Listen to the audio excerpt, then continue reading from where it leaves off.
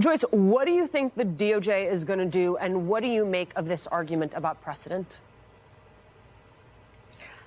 So Representative Kinzinger sets this argument right where it should be. There's this balance going on, literally the scales of justice that Merrick Garland has to weigh. On the one hand, he's trying to preserve democracy writ large, trying to avoid this sort of political overtone that really is the hallmark of a failed democracy.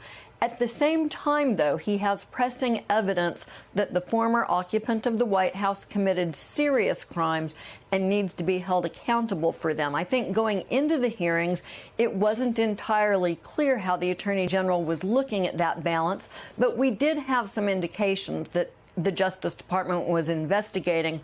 What's clear after the hearings is that there is an abundant grouping of evidence, sufficient predication for the Justice Department to include the former president in the people that it's now clearly investigating connected to liability for the events on January 6th.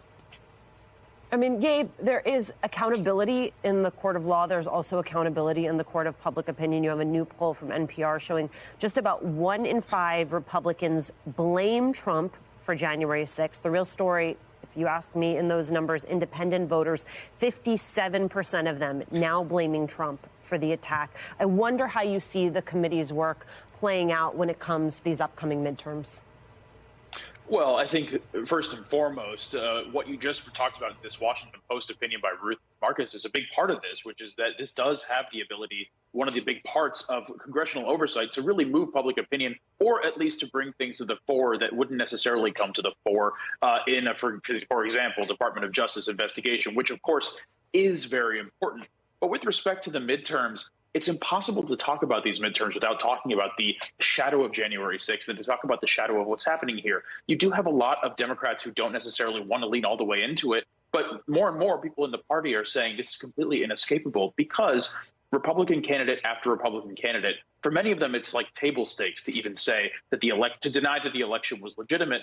And for many of them, they're now facing questions, if they haven't been on the forefront of denying that election, about how they're planning to move forward with it. And of course, the person who's looming over all of this is former President Trump, who is now making noises about wanting to, run for president once again. In large part, it seems because he wants to be able to paint the findings of this committee, to paint what's coming to light as a political investigation as opposed to a legal one. Obviously, that is unavoidable for voters moving forward, especially as it now seems that even though the committee does seem to have an artificial but also formal deadlines at the end of the year, more will be happening in this fall. This committee's work is not done. So that will be happening hand in hand, or at the same time, I should say, as more we're likely to hear from the Justice Department.